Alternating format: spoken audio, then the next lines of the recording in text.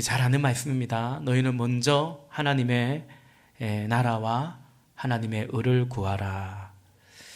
우리가 이 말씀을 대할 때 이것은 먼저 세상 일 어떤 그것이 아니라 하나님의 일, 그것을 먼저 구하라. 이제 그렇게 생각을 하기도 하고 또 그런 것 같습니다. 그런데 먼저 하나님의 나라와 의를 구하라는 것은 사실 우리 교회에서 제가 한두 번 말씀드린 적이 있는 것 같아요. 어떤 일을 하고 하나님의 일을 하고 무슨 일을 하고 그거 이전에 먼저 하나님과의 관계, 그래서 하나님의 통치 가운데 거하라라는 말씀입니다. 또 사실 하나님의 통치 가운데 있을 때 우리가 주의 일도 하고 맡겨진 또 직분도 감당하고 그러지 않겠습니까? 그러니까 그분의 다스림 가운데 있지 않은 채 무슨 주의 일을 할 수 있으며 또 그렇게 주의 일을 한들 그렇게 또 아름다운 열매가 맺히겠나, 그렇지 않습니까, 여러분? 이 하나님의 나라, 그 나라는 보통 요즘 우리가 이 8.15를 지나면서 특별히 올해 참 이 국가적으로 그 필요한 논쟁 아닌 논쟁을 저는 한다라고 생각이 드는데, 어쨌든 그쵸, 나라는 영토가 있어야 되고 백성이 있어야 되고 주권이 있어야 되죠. 그래서 하나님의 나라에 있어서 참 중요한 거 하나는 뭐냐면 이제 주권이죠. 우리가 하나님의 나라를 구한다는 것은 하나님께서 우리의 주님 되시고 그리스도께서 우리의 주님 되시는 그 주대심, 그 로드십 아래 그 주님의 주권 다스림 안에 거한다라는 것입니다. 그래서 우리는 이제 그 하나님과의 그 관계 속에서 그 다스림 안에 먼저 매일매일 그렇게 살아가는 것을 말한다라는 거죠. 그래서 우리가 이것을 제가 대학생 때 이럴 때는 이런 것들을 어떻게 배웠냐면 기도보다 앞서지 않는 거, 성령보다 앞서지 않는 거, 이런 표현들로 제가 이제 학생 때는 그렇게 배웠던 것 같습니다. 그것이 사실은 먼저 하나님의 나라와 하나님의 의를 구하는 것입니다. 그러니까 하나님의 의도 마찬가지입니다. 의도, 이게 성경이 말하는 의로움이란 관계적인 요소입니다. 그래서 우리가 하나님과 우리 사이에 또 인간과 인간 사이에도 죄가 들어가면 의가 상하죠. 의가 상합니다. 관계가 깨진다는 말을 의가 상한다, 이런 말을 하죠. 그 의가, 관계가 좋다라는 말은 또 참 그 의가 좋다, 그 형제간에 참 의가 좋네, 그 심지어 사실은 혈육이 아닌데 얼마나 사이가 좋으면 의형제 이런 말도 하고, 그게 다 이제 그 두 사람 사이의 관계를 바른 관계, 옳은 관계, 그것을 이제 의라고 말하는 거죠. 그래서 우리가 하나님의 나라는 하나님의 다스림 가운데 살아가고 그분의 주되심을 늘 인정하고 고백하고, 고백할 뿐만 아니라 실제로 우리가 그런 삶을 살아가고, 그리고 하나님의 의를 구한다는 것은 그분 똑같은 겁니다. 그분과의 바른 관계 안에 거하라, 그걸 위해서 살아가고, 또 그것이 이제 실제적으로 우리가 그 안에서 주께서 우리에게 허락하신 또 사명들을 이루며 살아가는 거죠. 영혼 구원도 해가고 제자도 삼아가고 또 몸된 교회도 세워가고, 이제 그런 것입니다.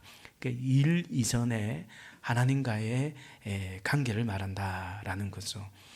늘 말씀드리지만 우리가 예컨대 영혼을 섬긴다 하더라도 우리 목자님들이 양을 섬긴다 할지라도 양을 사랑하는 양과의 관계이기 이전에 항상 말씀드리죠. 주님과의 관계다. 네가 나를 사랑하느냐? 그러면 내 양을 먹이라.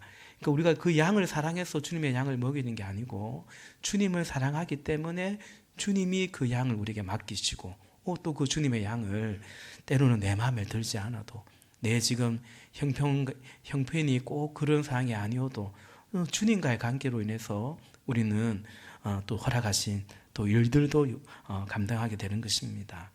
그래서 먼저 하나님의 나라와 의를 구한다는 것은 예수님께서 그것을 본을 보여주셨습니다.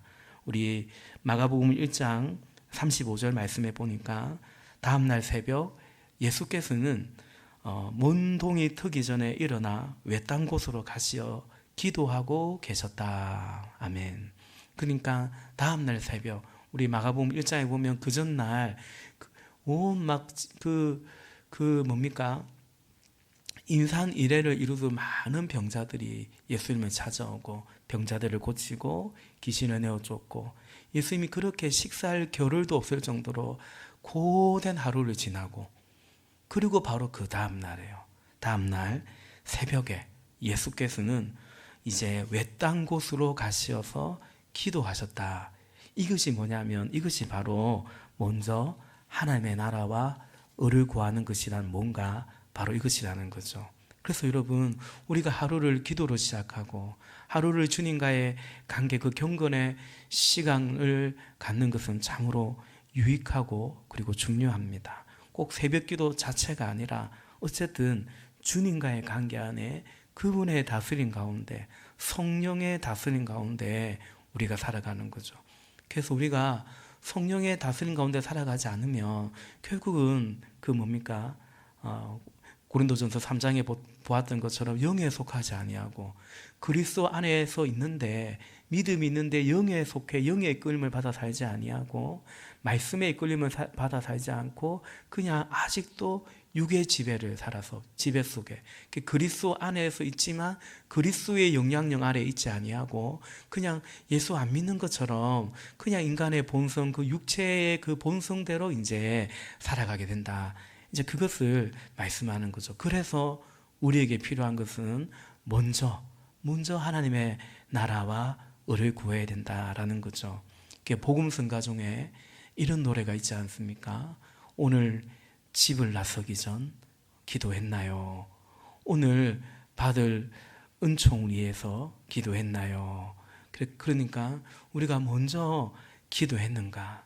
먼저 주 앞에 주님을 이렇게 묵상하고 또 실제로 또 말씀을 묵상하고 우리가 그런 삶 꼭 그 아침 시간에 미처 아니라 할지라도 우리 삶 가운데 그렇게 주님과의 시간을 가지며 그래서 결국은 그 시간만이 아니라 뭡니까? 그런 주님의 다스림 가운데 우리가 거하고 살아가는가? 이것이 먼저 하나님의 나라와 하나님의 의를 구하는 것이다라는 거죠. 여러분 오늘은 이 사실을 알고 우리가 왜 그렇게 해야 하는지 또 그렇게 했을 때 우리 삶에는 구체적으로 어떤 변화와 열매가 있는지 너무 많겠지만 오늘 시간 안에서 몇 가지만 말씀드리고자 합니다. 우리 전에 수원 한길교회 김용수 목사님이 수련회 할 때 벌써 한 2년 된 것 같아요. 그때 보여준 그림인데 한번 볼까요?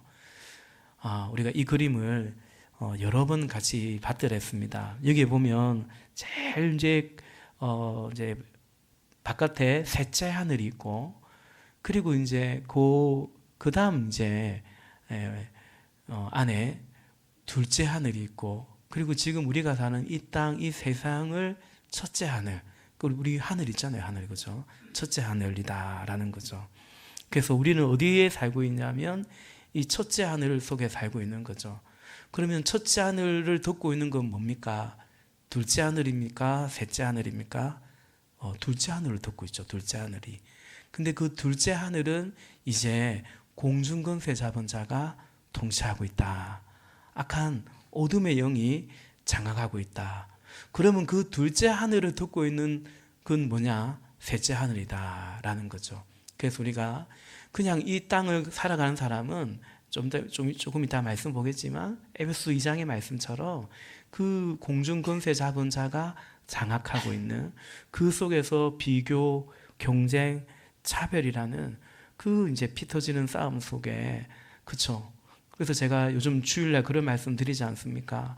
교회라고 할지라도 사람 모여 있기 때문에 예수 딱 빠져버리면 고마 사람 모인 곳이 되고 그죠? 은혜가 사라져버리면 고마 사람 모인 곳이 되면은 뭐가 자연스럽냐면요. 비교, 경쟁, 차별, 이런 게 갈등, 이런 게 자연스러운 거죠. 그래서 우리 주일에도 봤던 것처럼 바울이 고린도전서 3장에서 너희들이 그냥 인간의 방식대로 지금 하고 있다 얘기하죠. 그게 뭐냐면 분쟁하고 평가를 얘기하고 이제 경쟁하고 그런 것들이었다라는 거죠. 그래서 여러분 잘 생각해야 됩니다. 그냥 뭐 그렇지. 제가 참 안타까운 것은 적지 않은 교회가 뭐 교회가 그냥 뭐 그렇지라고 하는 거죠. 우리 교회를 개척하고 첫 해에 제가 그런 말을 많이 들었습니다. 어른들 중에서 목사님 원래 그래요. 그냥 원래 그런데요. 원래 그러면 안 되는 거죠. 근데 원래 그렇게 신앙생활을 했기 때문에 오히려 저한테 너무 걱정하지 말고 너무 심각하게 생각하지 말라는 거예요. 아니죠. 그러니까 그렇게 생각하면 안 됩니다. 그죠? 우리 다 연약하고 그래 우리가 자주 넘어지기도 하고 성령의 다스림 가운데 살아야 되는 건 알지만 육의 지배 속에 살아간다고 해서 그게 원래 그런 식으로 생각해서 교회 와서 자기 이 얘기는 하지 않고 적당히 가면을 쓰고 또 모여서니 말은 해야 되겠고 그러니 엉뚱한 소리 하고 그렇게 그게 어떻게 맞다 할 수 있습니까? 그럴 바에야 안 모이는 게 낫죠. 그럴 바에야 왜 모입니까? 그죠? 안 모이는 게 낫죠. 예컨대 우리 목장이 그냥 인간의 방식대로 모이는 그냥 사람 그냥 모이는 거라 하면 글쎄요. 굳이 꼭 모여야 될까요? 솔직히 저는 그 고민을 지금도 합니다. 그래서 우리 목장이 그러지 않기를 바라고 그래도 이제 그러지 않는 방향으로 많이 좋아졌다라고 또 생각을 해요. 자, 우리 그 그림 좀 다시 보여주시겠어요? 네네. 이 그림을 머릿속에 딱 넣어 있어야 됩니다. 그 속에서 이제 말씀 좀 볼게요. 말씀. 그래서 우리가 목장, 이 오이코스라는 목장은 저기 하살표가 어디까지 와 있습니까? 하살표가 셋째 하늘이 지배한다라고 나와 있죠. 교회는 저 셋째 하늘이 지배하는 곳이죠. 그러니까 이 예수님께서 저 둘째 하늘을 뚫고 이 땅에 오셔서 저 셋째 하늘에 하나님 나라가 이 땅에 도래한 거거든요. 자, 우리 그걸 성경을 통해서 이제 제가 설명한 것들을 하나하나 찾아보십시다. 고린도후서 12장이네요. 고린도후서 12장 1절과 2절 한번 볼까요? 고린도후서 12장 1절과 2절. 자랑함이 나에게 이로울 것은 없으나 이미 말이 나왔으니 주님께서 보여주신 환상들과 계시들을 말할까 합니다. 나는 그리스도를 믿는 사람 하나를 알고 있습니다. 바울이 겸손하게 자기의 영적 체험을 지금 말하는 거예요. 그러니까 꼭 다른 사람 말하듯이 하는데 제3자 말하듯이 하는데 그리스도를 믿는 사람 하나 누구냐면 자신이 경험한 그런 영적인 이 셋째 하늘에 대한 체험을 지금 말하고 있는 거예요. 그는 14년 전에 셋째 하늘에까지 이끌려 올라갔습니다. 근데 그 셋째 하늘이 구체적으로 뭔지는 우리가 잘 알 수는 없어요. 그러나 성경에 어쨌든 사도 바울이 셋째 하늘이라고 말하고 있어요. 그때 그가 몸 안에 있었는지 몸 밖에 있었는지 그러니까 항월경이었죠. 영적인 신비를 체험했습니다. 알지 못하지만 하나님께서는 아십니다. 그리고 바울은 이런 영적인 이런 체험에 대한 자랑을 하려다가 그냥 말아버립니다. 왜냐하면 내가 본 거, 내가 말하는 것보다 더 나를 그 이상으로 더 대단하다고 생각할까봐 그냥 자랑하지 않고 고린도 후서 12장에 자신의 약함을 오히려 자랑하는 것을 보게 되죠. 자, 우리 성경 찾지 마시고 지금은 에베소서 2장을 보겠습니다. 에베소서 2장 2절 2절과 3절. 그때 여러분은 허물과 죄 가운데서 이 세상 풍조를, 그러니까 에베소 2장 1절에 보면 그때 너희는 허물과 죄로 죽었고, 그래서 허물과 죄의 딱 지배를 받고 있을 때 2절에 허물과 죄 가운데서 어떻게 살았냐면 이 세상 풍조를 따라 살고 공중의 권세, 이 공중을 둘째 하늘이라고 하는 거죠. 이 공중의 권세를 잡은 통치자, 곧 지금 불순종의 자식들, 그래요, 세상 사람들, 믿지 않는 사람들, 그들 가운데서 작용하는, 역사하는 영을 따라 살았다는 거죠. 누가요? 우리도 그렇게 살았다는 거죠. 3절, 우리도 모두 전에는 그들 가운데서 어떻게 살았냐면 그 공중 권세 잡은 자가 딱 지배를 하고, 그러면 그걸 사람들이 또 영적인 걸 모르잖아요. 그래서 그냥 이 땅에서 어떻게 사냐면 육신의 정욕대로 살고, 그 다음에 육신과 마음이 원하는 대로 행했고, 여기에 속는 거죠. 야, 육신과 마음이 원하는 대로 행했다. 원하는 대로 살고 싶어요? 안 살고 싶어요? 육신과 마음이 원하는 대로 살고 싶잖아요. 이게 마귀의 속임수입니다. 예수 믿으면 원하는 대로 못 살 것 같고, 그래서 예수 믿어도 주의 뜻대로, 주님의 원대로, 오늘 새벽에 보았던 것처럼 겟세마네 기도, 예수님의 기도처럼 내 원대로 마시고 아버지 원대로 되기를 원합니다. 의외로 그건 알고 있는 말씀이지만 그렇게 기도하지 않고, 또 그런 일은 바라지도 않고 내가 원하는 대로 되기를 원하고, 그렇게 안 되면 하나님 도대체 살아계시냐, 나한테 왜 이러시냐, 뭐 그걸 또 당연한 듯이 또 당당하게 막 그렇게 또 말도 하고, 하여튼 마음에 원하는 대로 살고 행했고, 또 나머지 사람들과 마찬가지로 날 때부터 이 진노의 자식은 누구의 진노의 자식이냐면 하나님의 진노 아래 있었다라는 거죠. 우리가 이 세상이 원래 지금도 이 세상은 마찬가지죠. 공중권세 잡은 자가 잡고 있어요. 불순종의 아들들 가운데서 역사하는 영이에요. 그 영의 지배를 받아서 사람들은 어떻게 사냐면 로마서 1장의 말씀처럼 하나님을 알되 하나님의 영화롭게도 하지 아니하고 그냥 이러저러한 육신의 열매들을 맺어가는 거죠. 그 가운데 이것이 얼마나 괴롭고 고통스러운 것인지를 모르고 착각하는 건 뭐냐면 육체의 마음에 원하는 대로 또 마치 또 많은 걸 또 이루며 이렇게 이제 살았는데, 결국 영적으로 보면 그건 뭐냐면 공중권세자의 지배 아래 있는 거고 하나님의 진노를 계속 쌓아가고 있는 그런 삶이다. 우리도 그랬는데 라는 거죠. 지금도 이 세상은 그렇다라는 거죠. 이 셋째 하늘이 결국 어떻게 되냐, 둘째 하늘과 이 셋째 하늘, 다시 한번 그 그림 볼까요?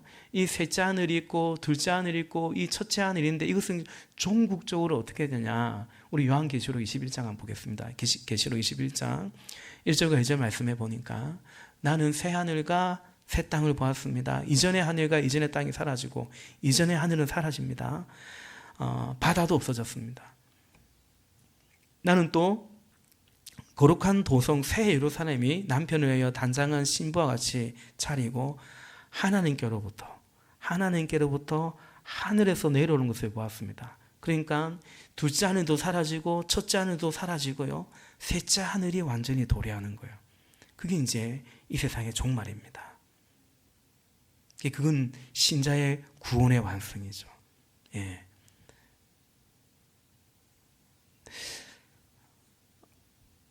우리가 이 이제 이해 속에서, 그럼 지금 이 땅은, 신자는 어디에 속해 있나? 다시 그림을 봅시다. 신자는 그리스도 안에 있는데 우리는 이 땅에 발을 딛고 살아가고 있죠. 그 신자도 어디에 살아있냐면 첫째 하늘 속에 살고 있습니다. 그래서 우리도 둘째 하늘의 그 공중 권세의 이 세상에 많이 어려움을 겪는 거예요. 그 세상에서는 너희가 환난을 당할 거다. 그죠? 무릇 이 땅에서 경건하게 살고자 하는 자는 박해를 받을 거다. 우리는 이 땅에서 둘째 하늘의 집에 그 치열한 영적 전쟁 가운데 사실은 싸우고 있는 거죠. 그래서 바울이 나의 달려갈 길 마치고 내가 선한 싸움 다 싸우고, 우리는 그 싸움 가운데 있는 거죠. 그래서 여러분, 신자의 소망은 사실은 뭡니까? 이 싸움이 끝나는 겁니다. 이 수고를 이제 그치는 거죠. 그래서 요한계시록 14장에서 그리스도 안에서 이제 죽은 자들이 복이 있다, 그들이 이제 이 수고를 그치고 안식하게 될 거다라고 말씀하죠. 그래서 여러분, 신자의 삶은 먼저 하나님의 나라와 의를 구해서, 그러지 않으면 우리도 그냥 이 첫째 하늘 속에서 바로 둘째 하늘의 지배 속에 살아가는 거예요. 이 세상 사람들 속에서 둘째 하늘의 지배를 속에 살아가는 거죠. 뭐 성경책 끼고 예배당은 좀 왔다 갔다 할 수는 있겠지만, 그래서 마태복음 6장에 원래 이 문맥이 뭐냐면, 왜 하나님의 백성이 하나님의 셋째 하늘의 지배를 받지 않고 둘째 하늘의 지배의 핵심은 뭐냐면, 이 세상을 다스린 것은 이 악한 공중권세가 이 만몬을 통해서 장악하거든요. 그래서 모든 우상은 다 물질과 풍요의 신이란 말입니다. 그래서 왜 무엇을 먹을까 마실까 입을까, 그 둘째 하늘의 지배 속에 왜 살아가냐, 예수님이 그 말씀하시는 거예요. 그래서 어떻게 결론적으로 뭐라면 먼저 하나님의 나라와 의를 구하는 거죠. 그래서 저 하살표 있는 것처럼 셋째 하늘이 내 삶에 이미 나에게 도래했는데, 그걸 이제 마가복음 1장에서 이렇게 말씀합니다. 1장 14절과 15절에 보니까, 2장 14절에 요한이 잡힌 뒤에 예수께서 갈릴리에 오셔서 하나님의 복음을 선포했다. 누가 왔다고요? 예수께서 오셔서 뭘 선포했다고요? 하나님의 복음을 선포했습니다. 하나님의 복음은 뭐냐면 복음은 예수님이 복음이죠. 온 세상에 미칠 큰 기쁨의 좋은 소식, 오늘날 다윗의 동네에 구주가 났으니 곧 그리스도라. 온 세상에 미칠 큰 기쁨의 소식이 예수님이죠. 그 예수님이 오셔서 전한 복음이 하나님의 복음이에요. 그럼 그 하나님의 복음은 뭐냐? 예수님이고요. 또 하나님의 복음은 뭐냐? 15절에 보니까 때가 찼다. 하나님의 나라가 가까이 왔다.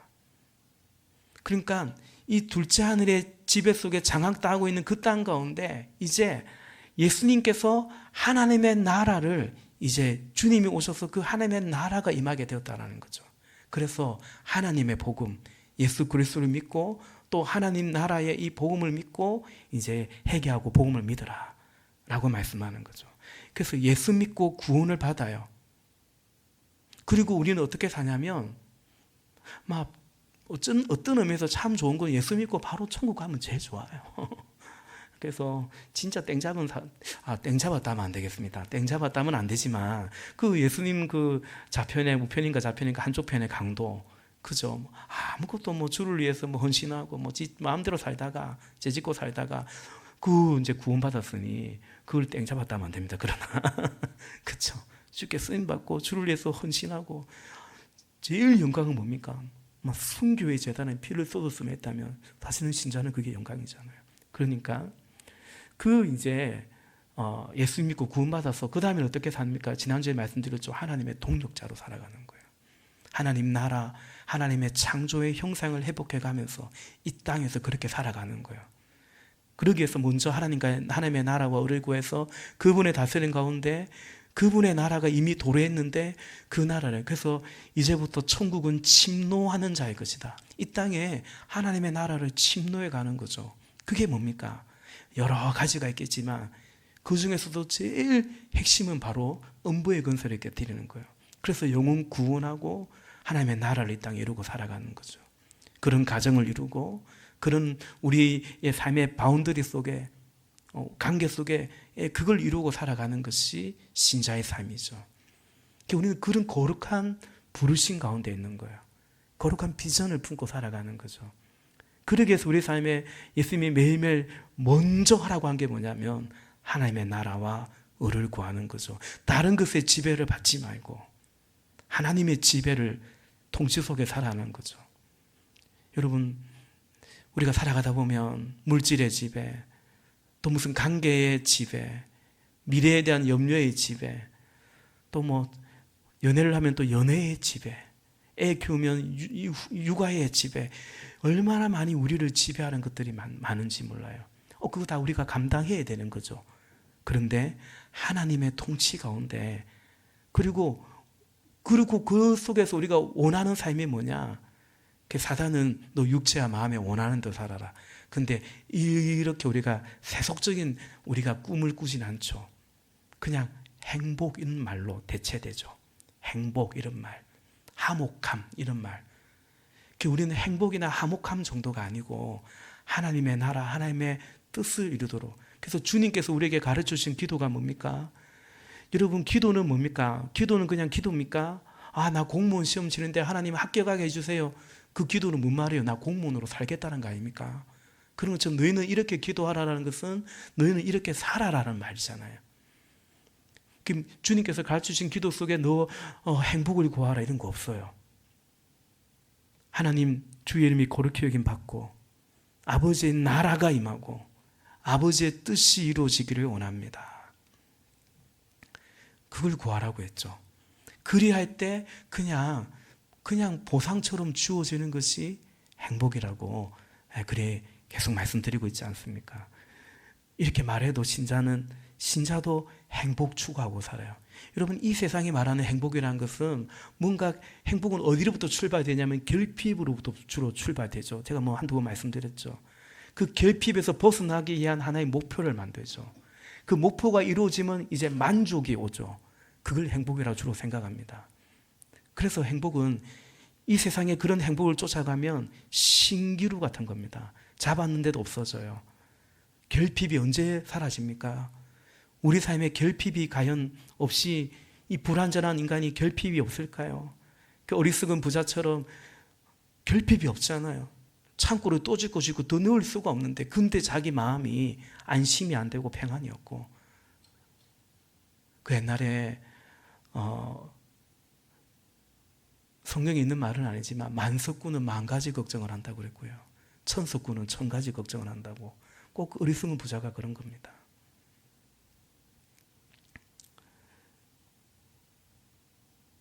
우리는 예수님이라는 복음과 그 예수님이 가져다 주신 하나님의 복음, 하나님 나라의 이 복음을 믿고 하나님의 자녀, 하나님의 백성으로 살아가는 겁니다.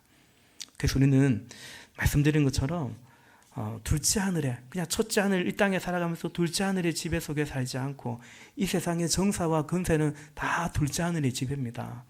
그건 여러분 신자의 삶을 환난입니다. 요즘 제가 새벽마다 얘기하잖아요. 종말을 때려 살아가는 신자는 환난 속에 살아갈 수밖에 없습니다. 그 환난 속에 안 살아가는 비결이 뭐냐면 믿음으로 안 살면 됩니다.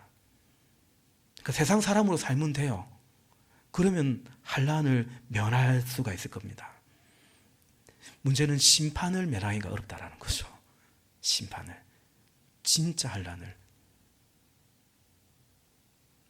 먼저 하나님의 나라와 의를 구해야 하는 이유는 그래야 우리가 이 세상의 지배 백성으로 살지 않고 그 구원의 복음의 역사를 이루며 살아갈 수 있는.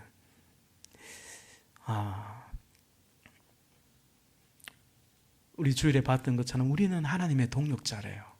여러분은 하나님의 밭이고요. 우리는 하나님과 함께 이 밭을 경작해 가고 있대요. 얼마나 복된 삶입니까? 얼마나 벅찬 삶입니까? 얼마나 영광스러운 삶이냐라는 거죠.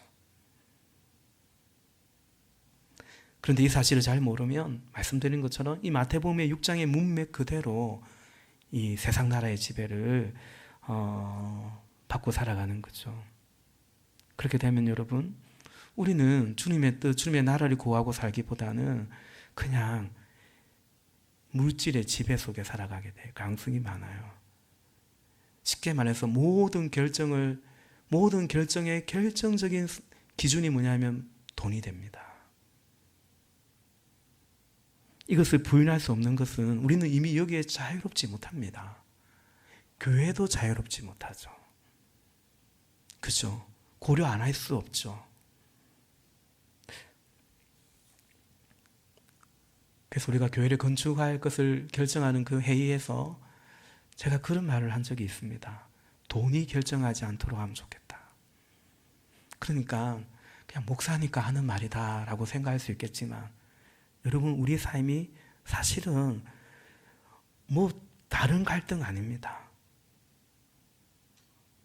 그 갈등 속에 같이 믿음의 선택을 해가고, 그러기 위해서는 내 의지나 내 인격이나 그걸로 되겠어요? 먼저 하나님의 나라와 의를 구해서 그분이 주시는 평안과 그분의 다스림 가운데, 말씀 가운데 우리가 살아가서, 그래서 하나님 아버지잖아요. 하나님이. 그죠? 하나님이 우리 아버지니까 그런 거죠. 제가 최근에 어떤 설교를 들었는데 어느 원로 목사님이 꼭 제 얘기하는 것 같았어요. 어느 원로 목사님이 송구영신 예배를, 어느 교회 송구영신 예배를 인도했는데 그 교회 원로 목사님은 아닌 것 같아요. 근데 그 목사님이 표정이 별로 안 좋더래요. 안 밝더래요. 그래서 예배 끝나서 목사님 무슨 일이 있습니까? 그랬더니 그 교회가 건축을 하고 그 건축을 한 이후에 여러 가지 이제 이런저런 좀 문제가 있었는지 그래서 걱정이 많이 있어서 그렇다라고 했다는 거죠. 제가 꼭 그런 건 아닙니다. 찔리긴 찔리던데. 그때 그 원로 목사님이 그 목사님에게 이렇게 말씀했대요. 어떤 주인도 그 소에게 소가 지지 못하는 짐을 지우지는 않습니다. 그랬다는 거죠. 그렇죠. 농부는 소를 아끼거든요. 또 농부에게 옛날에 농사 지을 때 소 막 한 마리씩 집에 있지 않습니까? 그 집에 제일 재산 1호 같은 게 사실은 소거든요. 그래서 어떤 주인도 소를 아낍니다. 일은 해요. 부리죠, 소를. 그러나 그 소가 상할 정도로 어떤 농부도 주인도 짐을 씌우지 않습니다. 그렇게 말씀했다는 거죠.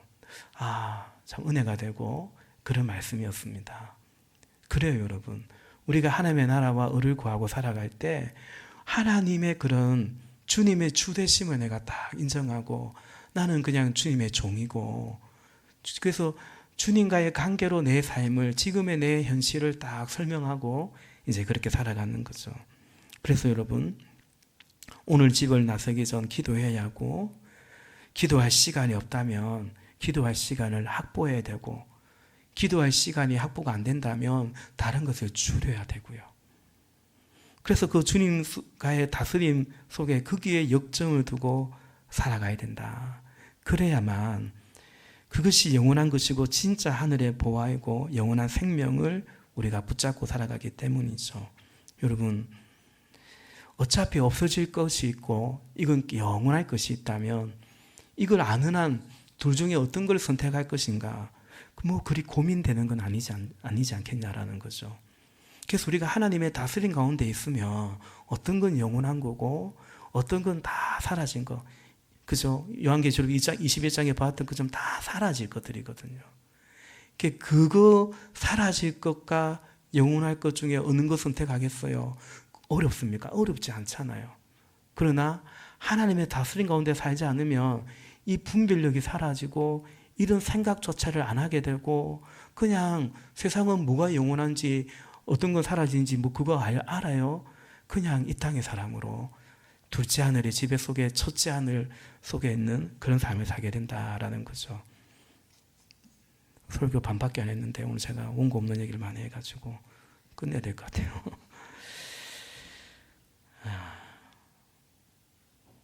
끝내겠습니다. 다음 주에 한 번 더 하겠습니다. 다음 주에 꼭 오십시오. 그래서 우리가 그렇게 하나님의 나라와 지배 속에 살아갈 때 하나만 말씀드리면, 그래서 우리의 주인이 명확하고요. 우리 고백적으로는 주인이 명확하죠. 신자라면. 근데 매일매일 삶 가운데 주인이 명확하고 그게 실체가 되느냐. 그게 이제 하나님의, 우리에게 임한 하나님의 나라 그 백성으로 살아가는 거다라는 거죠. 마태복음 6장 24절 말씀해 보니까 아무도 주 주인을 섬기지 못한다. 우리 이걸 명심해야 됩니다. 두 주인을 섬길 수 없습니다. 그러니까 우리는 종으로 안 살아서 지금, 근데 그 시대는 종이 분명히 있기 때문에 두 주인을 섬기는 종이란 존재 자체가 없거든요. 예수님 그 말씀 하시는 거죠. 한쪽을 미워하고 다른 쪽을 사랑하거나. 이게 더 와닿죠. 한쪽을 중히 여기고 다른 쪽은 없이 여길 것이다. 이게 더 귀하게 여기는 것과 덜 귀하게 여기는 것이 분명히 있는 거죠. 그러면서 두 주인 얘기하면서 예수님께서 너희는 하나님과 재물을 아울러서 섬길 수 없다. 제가 종종 말씀드리죠. 하나님과 라이벌이 될 만한 게 감이 어디 있습니까? 감이 어디 있냐고요. 근데 예수님께서도 인정한 건 뭐냐면, 하나님 신자라고 할지라도, 여기 너희는 예수님 신자거든요. 신자라고 할지라도 하나님 그 자리에 올라 있을 제일 위험성이 높은 것은 재물이다 말하죠. 왜냐하면 우리가 살아갈 때 하나님이 필요하죠. 못지않게 돈이 필요하죠. 그럼 뭐 믿고 살겠습니까? 그러니까 믿는 거는 하나님인데, 그죠? 하나님으로 살 수 있냐라는 거죠. 저 목사님 말하는 거 봐라. 하나님으로 하나님으로 사는데, 그러니까 제가 종종 얘기하는 것처럼 하나님도 있고 돈도 있으면 굳이 하나님 쓰겠냐는 거죠. 사도행전 3장에 은과 금은 내게 없거니와 내게 있는 것으로 네게 주느니 예수 이름으로 일어나 걸으라 했잖아요. 얘기했죠. 그 사도행전 2장에 물건을 서로 통용하고 사도들의 발 앞에 막 밭을 팔아서 두고 그래서 필요한 대로 구제하고 그랬어요. 그 베드로와 요한이 은과 금이 없었던 게 아니에요. 그리고 그런 가난한 사람 돕는다면 정당한 또 집행이기도 할 거예요. 그런데 그것이 아니라 그걸로는 도울 수는 있지만 그 40년, 38년, 40년 걷지 못한 사람을 어떻게 걷게 하겠어요? 그러니까 예수의 이름으로, 은과 금이 아닌 예수의 이름으로, 그 예수 이름의 역사가 나타나는 거죠. 여호수아 24장 15절 말씀해 보니까 주님을 섬기고 싶지 않거든 조상들이 강 저쪽에 메소포타미아에서 섬기던 신들이든지 아니면 당신들이 살고 있는 땅 아모리 사람의 신들이든지 당신들이 어떤 신들을 섬길 것인지를 오늘 선택하십시오. 나와 나의 집은 주님을 섬길 것입니다. 그러니까 어떤 신이든지 바알이든지 저 강 저쪽에 섬기던 신이든지 만문이든지 말씀드린 것처럼 어떤 신이든지 다 옛날이나 지금이나 풍요를 상징하는 신입니다.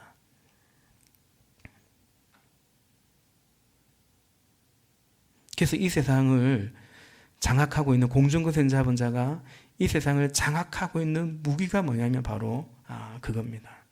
그래서 예수님께서 그 부자 청년에게 이 질문을 한 거죠. 여호수아가 오늘날 너희 선지자를 택하라 한 거잖아요. 예수님이 그 부자 청년에게 그 질문을 한 거죠. 너 한 가지 부족한 것이 있는데 계명 잘 지켰다 했거든요. 너 가난한 물질을 가난한 자에게 나누어 주고 그리고 와서 나를 따라라. 그러면 네가 물었던 영생 그 하늘 보아가 네게 있을 거라고 말씀했을 때 그 청년이 물질이 많아가지고 근심하며 돌아갔어요. 이게 무슨 질문이냐면 너 그렇게 헌신할 수 있니? 아니요. 그 어떤 질문과 도전이기 이전에 예수님 말씀하신 것은 뭐냐면 너 누가 주인이냐는 거죠. 너 십계명 지켰다고 하는데 그러나 네 인생에 진짜 네가 믿고 의지하는 주가 누구냐? 하나님이 누구냐라고 바로 그 결단을 한 거죠. 여호수아가 말했던 이스라엘 백성들을 향해서 나중에 또 엘리야가 그 이스라엘 백성들을 향해서는 그 도전과 같은 것이었다라는 거죠. 이처럼 하나님의 나라와 의를 구해야 하는 이유는 그래야 주인이 명확하고 실제 삶에서도 그렇게 되고요.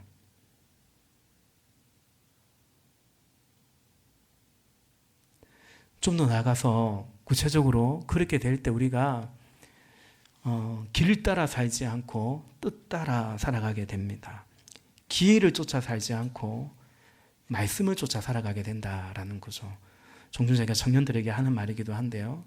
요즘 우리가 통독하고 있는 다니엘서 1장 8절과 9절 말씀해 보니까 다니엘은 뜻을 정하여 왕의 음식과 그가 마시는 포도주로 자기를 더럽히지 아니하리라 하고 자기를 더럽히지 아니하도록 한간자에게 구하니 하나님이 다니엘로 하여금 한간자에게 은혜와 긍휼을 얻게 하신지라. 아멘. 다니엘은 뜻을 정했다라는 거죠. 8절에.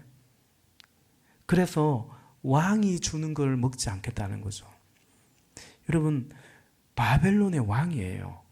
그 왕에게 의해서 선발되었고 그 왕이 주는 것을 먹을 수 있는 것 자체가 엄청난 이제 기회와 축복이고 그리고 그 왕에게 기용되는 것이 제일 이제 그 시도로서는 살 길 아닙니까? 출세할 길 아닙니까? 기회죠. 그런데 다니엘은 그 길을 따라 살지 않고 뜻을 따라 살아갔다라는 거죠. 그래서 다니엘이 어떻게 다니엘이 그럴 수 있었냐? 다니엘에서 좀 더 몇 장 넘어가면 이제는 어떤 다른 신에게도 절하지 말라라고 하는데 다니엘이 늘 하던 대로 하루 3번씩 창문을 열어놓고 예루살렘 성전을 향한 그 방향으로 뭐 했다라는 거예요? 기도했다라는 거죠. 그날따라 기도한 게 아니에요. 늘 그렇게 그는 기도했다라는 거죠. 그걸 오늘 본문의 개념으로 보면 뭡니까? 먼저 하나님의 나라와 하나님의 의를 구했다는 거죠. 그랬기 때문에 길을 따라가지 않고 뜻 따라갔다는 거죠. 다시 말해서 말씀 따라갔다라는 거죠. 이 세상이 주는 그냥 기회 따라가지 않고 사실은 기회는 그렇죠. 다니엘에게 있어서 그 기회는 하나님 백성의 입장에서는 굉장한 위기가 아닙니까? 이제 그냥 이방 나라의 법을 따라 이방 신하가 되어서 살아가게 되는 거죠. 그러면 영적으로는 그만한 위기가 없죠. 다니엘은 무엇이 기회인지 무엇은 시험인지를 그렇게 분별했다. 그랬더니 어떻게 했습니까? 하나님께서 그를 축복하시고 주님의 뜻을 이루는데 그가 주님의 뜻을 이루는데 주님의 소용대로 쓰임 받았고 이방 신들도 여러 왕이 바뀌었지만 다니엘은 여전히 기용되었고 여러분 그러므로 우리가 믿음이 필요합니다. 믿음으로 살면 세상에서 못 사는 거 아닙니다. 믿음으로 살 때 세상에서도 주님의 나라와 영광을 위하여 우리가 그렇게 쓰임 받는 줄로 믿습니다. 말씀드린 김에 마지막 그냥 끝까지 하죠. 마지막 하나만 더 하겠습니다. 먼저 하나님의 나라와 의를 구할 때 또 그렇게 하나님의 나라와 의를 구해야 하는 이유는 또 그리할 때 어떤 우리가 삶을 살아가는가 두 번째와 비슷한데요. 형편 따라 살지 않고 말씀 따라 살아간다라는 거죠. 그게 믿음이고 그게 하나님 백성의 삶이다라는 거죠. 빌립보서 4장 11절과 12절 보겠습니다. 내가 궁핍함으로 말하는 것이 아니니라 어떠한 형편에든지 나는 자족하기를 배웠나니 나는 비천에 처할 줄도 알고 풍부에 처할 줄도 알아 모든 일 곧 배부름과 배고픔과 풍부와 궁핍에도 처할 줄 아는 일체의 비결을 배웠노라. 아멘. 그러니까 어떠한 형편에든지 나는 자족하기를 배웠노니라는 거죠. 그러니까 여러분 신앙생활하기 좋은 형편이란 어떤 면에서는 없어요. 풍부나 비천이나 다 연약한 우리 인간의 입장에서 본다면 비천해도 신앙생활하기 힘들고요. 풍부해도 신앙생활하기 사실은 힘들 수 있고요. 그래서 아굴 같은 사람은 나를 너무 부하게도 마시고 가난하게도 마시고 그 굉장히 이 정직한 기도고 뭘 아는 기도죠. 근데 어떠한 형편이든지 나는 자족하기를 배웠나니 무슨 말일까요? 어떠한 형편이든지 그 형편의 지배를 받지 아니하고 그죠? 그리스도의 지배를 받았다. 우리 지지난주에 말씀한 것처럼 내 안에 사느니 예수 그리스도 그분의 다스림 가운데 살았다라는 거죠. 그게 어떻게 이걸 알아도 어떻게 그렇게 살아갈 수 있냐? 먼저 하나님의 나라와 의를 구할 때 가능합니다. 그러니까 제가 얘기하죠. 성령의 지배 속에 진득하게 머물러야 돼요. 그냥 은혜 잠깐 반짝 받고 말면 또 우리는 둘째 하늘의 지배 속에 살아가는 거예요. 사단은 제가 참 목회하다 보면 요즘도 정말 많이 느끼는데 오늘 형제가 참 은혜 좀 받았는데 그 흐름이 그냥 끊어져요. 너무 안타까워요. 그 흐름을 좀 더 가져가면 좋겠는데 그래서 이제 다른 어떤 풍부든 비치는 다른 형편이 좀 끼어들어와도 이 지배 속에 살아갈 만한 그 정도의 믿음이 이제 그게 하루아침에 안 돼요. 공동체가 필요하고요. 시간이 필요하고요. 좀 그런 것 같은데 죄는 나쁜 건 아니에요. 근데 그 속에 있다가 결국 취업이 돼서 가버리고요. 그 흐름이 끊긴다는 거죠. 취업 축하하는데 또 연애한다고 그 흐름이 끊기고요. 연애 그래 하는 거 축하하는데 근데 목사의 입장에서는 안타까운 거죠. 그 흐름 속에 쭉 있으면서 이제 그리스도의 다스림 안에서도 얼마든지 일할 수도 있고 얼마든지 연애도 하고 그럴 수 있는 것 같은데 그래서 그 다스림 속에 있지 아니하고 우리 그 그림 마지막으로 한번 봅시다. 그 그림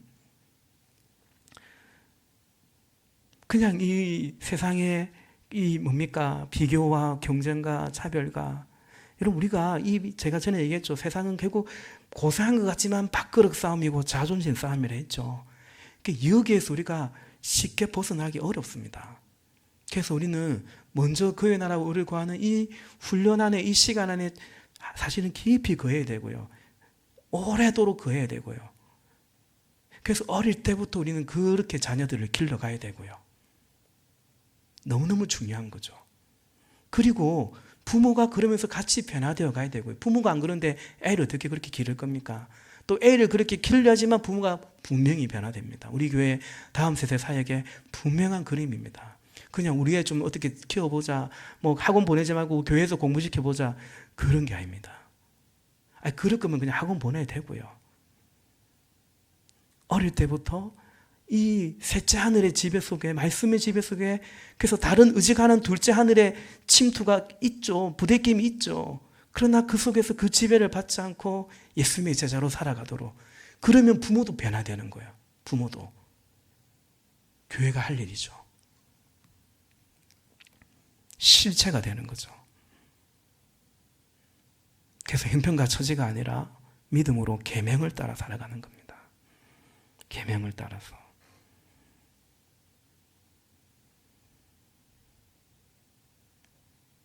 그래서 참 중요한 게 뭐냐면 여러분, 사실은 11조 생활이 중요합니다. 11조 생활이 안 되면 안 됩니다. 다른 거 안 됩니다. 그래서 어떤 형편이든지 그 형편대로 여러분 구별되어 그 계명을 쫓아 살아야 됩니다. 박종국 목사님이 오셔서 무슨 얘기를 하다가 처음으로 그걸 조사를 해봤대요. 재정부에 얘기해서. 그랬더니 세상에 교인들의 50% 정도밖에 온전한 11조 생활, 진짜 온전하게는 한 30%인 것 같고 50% 정도밖에 12조 생활을 하고 있지 않더라는 거예요. 충격을 받았대요. 충격을. 저도 그 얘기 듣고 우리도 한번 좀 봐야겠다. 나도 한번 봐야겠다. 이 생각을 해봐요. 왜냐하면 다른 뜻이 아닙니다. 믿음으로 계명을 따라 살아가는가? 형편 따라, 형편도 아니죠. 사실은 욕망 따라죠. 얼마 전에 칼럼 적은 것처럼 형편이라는 핑계를 대면 안 됩니다. 진짜 형편이 어려울 때도 있겠지만 어쨌든 일체의 비결을 배웠다. 이게 바울의 고백인데 그게 사실은 하나님의 다스림을 살아가는 믿음의 삶인 것입니다. 말씀을 맺겠습니다.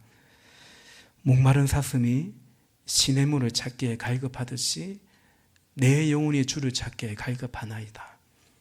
이게 하나님의 나라와 을을 구하는 것입니다. 그 찬양의 2절을 읽기 시작하죠. 금보다 귀한 나의 주님이라고요. 먼저 하나님의 나라와 을을 구할 때 주님이 그렇게 존귀해지는 거죠. 그러면 이제 그분이 귀하니까, 그러니까 그분을 사랑하니까 우리는 그분의 다스림, 그분의 계명대로 다스림 가운데 살아가고 그리스도와 함께 거하는 것을 그 소망 가운데 살아가는 거죠. 그분의 이야기가 나의 이야기가 되는 것입니다. 이 놀라운 복음의 역사를 같이 이뤄가기를 원하는데, 그래서 우리가 여전히 힘쓸 것은 뭐냐? 포도나무의 가시가 생명인 거죠. 먼저 하나님과의 관계 속에, 특별히 우리 목자님들이 목자 서약을 안 지키고 어떻게 목자를 할 수 있습니까? 서약이 아닙니다. 먼저 하나님과의 관계 속에. 그래야 내 하나도 내 하나도 지금 감당이 안 되는데 어찌 목장을 목원도를 감당하겠습니까? 먼저 하나님의 나라와 을을 구하고 나아갈 수 있는. 우리가 건축도 하고 많이 이것저것 바빴는데 이제 그냥 제가 요즘 기도합니다. 하나님 더 단순해지고 그래서 더 영혼 구원에 우리가 집중하고, 특히 우리 가정의 자녀를 세우는 일에 집중하고, 그건 일이고, 그에 앞서 먼저 우리 성도들이 성령 안에 거하고 예배의 간격 안에 거하고 그 은혜 안에 거하기를 여러분 같이, 특별히 이번 수련회를 통해서, 연합 집회를 통해서 그 은혜가 회복되어지고 넘치기를 간절히 소망합니다. 기도하시겠습니다.